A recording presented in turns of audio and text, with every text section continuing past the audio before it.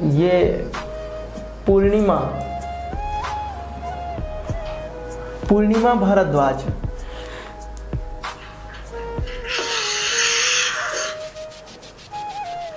पूर्णिमा भारद्वाज,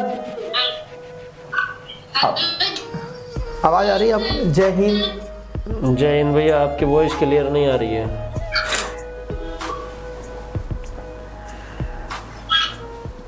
आवाज आ रही है आपको?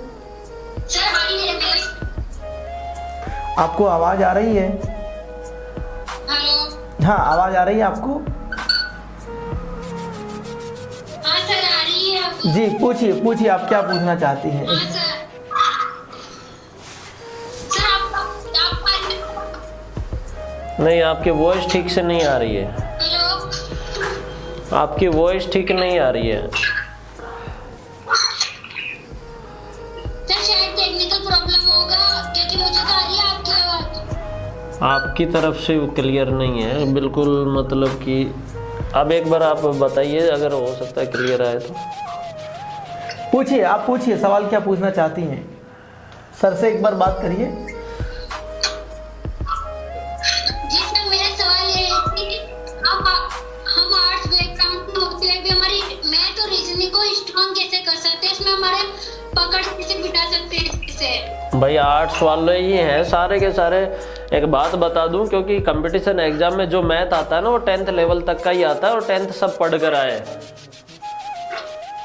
हाँ सर। हाँ, और रीजनिंग की बात तो छोड़ो। रीजनिंग तो एक ऐसा सब्जेक्ट है जो कहीं पे भी नहीं होता है, चाहे वो आर्ट वाला हो, चाहे साइंस बैकग्राउंड का हो, चाहे वो मैथ बैकग्राउंड का हो, तो उनमें कहीं रीजनिंग होता ही नहीं है। रीजनिंग तो अब कंपटीशन में आया है, तो उसके लिए हम आपका इंटरेस्ट डेवलप करेंगे, क्योंकि इसमें सारे सब्जेक्ट मिक्स आते हैं। हर एक चीज़ें वही होती हैं जो हम पढ़ कर आए हैं बचपन में। तो ऐसा नहीं है कि आप अगर आर्ट्स बैकग्राउंड के हैं तो मैथ समझ नहीं आएगा। भाई आएगा, क्यों नहीं आएगा? क्योंकि 10th लेवल का ही तो है जो हम 10वीं तक हम पढ़ के आए हैं, तो वो चीज़ें ऑटोमेटिक आएंगी। बस देखो, चीज़ आपको पहले से ही आती है, 10वीं तक पढ़ के आए, हम उनको क्या करेंगे, रिकॉल करेंगे, वो वापस से वो चीज़ें आपके अंदर जिंदा होंगी।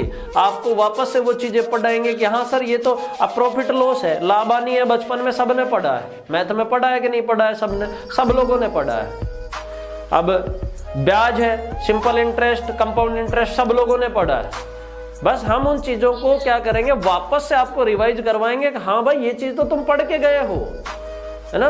तो आप ऐसा ना सोचे कि भाई मैं मैथ का हूँ तो मैथ वाले की अच्छी समझ आएगी।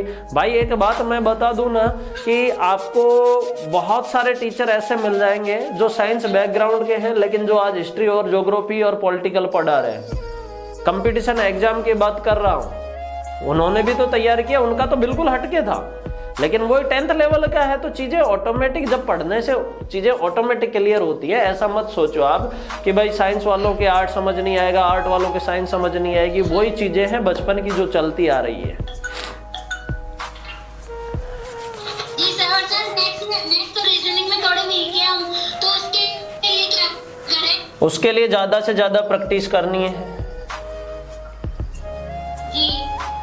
जिस टॉपिक में आप कमजोर हो उसमें ज्यादा से ज्यादा प्रैक्टिस करो। और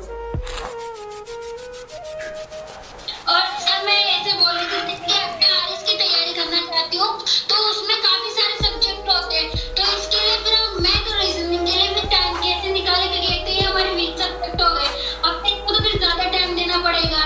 ज्यादा टाइम देने की जरूरत नहीं है, इनका सिलेबस करना है। आरएएस की भर्ती में तो पूरा टाइम मिलता है ना, 3-4 साल में एक बार होती है, 3 साल में एक बार हो रही है, क्योंकि अदर सब्जेक्ट से सिलेबस कम होता है। ठीक है, तो इनको तो देखो ज्यादा नहीं, आप रोज आधा घंटा मैथ को, आधा घंटा रीजनिंग को दोगे सफिशिएंट है। 1 घंटा चाहिए दोनों को रोज।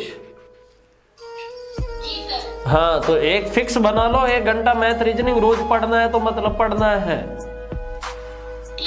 पूर्णिमा भारद्वाज, आप आरएएस की तैयारी कर रही हैं। आप देख रहे हैं कि राजस्थान में भर्तियों का हाल जो रहता है वो यही है कि लगभग आरएएस की भर्ती 2, 2.5, 3 साल में कंप्लीट होती है।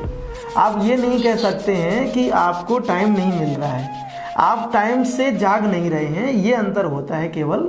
दूसरी बात, आरएएस टॉपर भी तो हर साल कोई, अभी देखा आपने मुक्ता राव मैम पहली रैंक पर आई थी, देखा था ना आपने। अभी मुक्ता राव मैम आपसे भी इंटरेक्ट करेंगी, ये केवल हमारे मन की बात है कि हम कब से तैयारी स्टार्ट कर रहे हैं। अभी आपके पास टाइम पूरा है, आप मतलब अपने आप को ये ना सोचें कि मेरे पास टाइम नहीं बचेगा।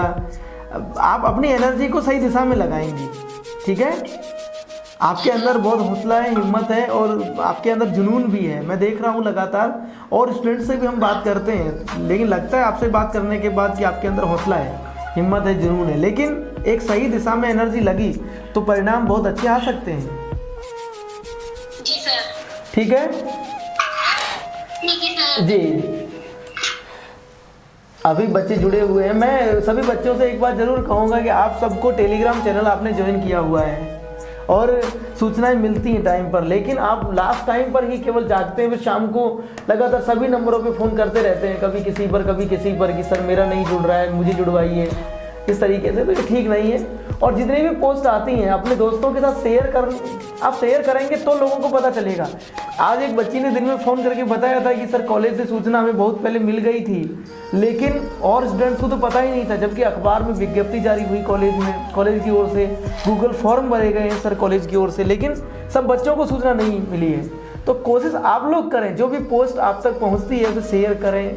यूट्यूब चैनल है या और इंस्टाग्राम है या कोई और प्लेटफॉर्म है जहां से आप उसको फॉलो करेंगे तो अपडेट्स आपको मिल जाते हैं। टेक्निकली युग आ गया है, तो ये सारी चीज़ें आपकी जिम्मेदारी है, मैं बार बार नहीं कहूँगा।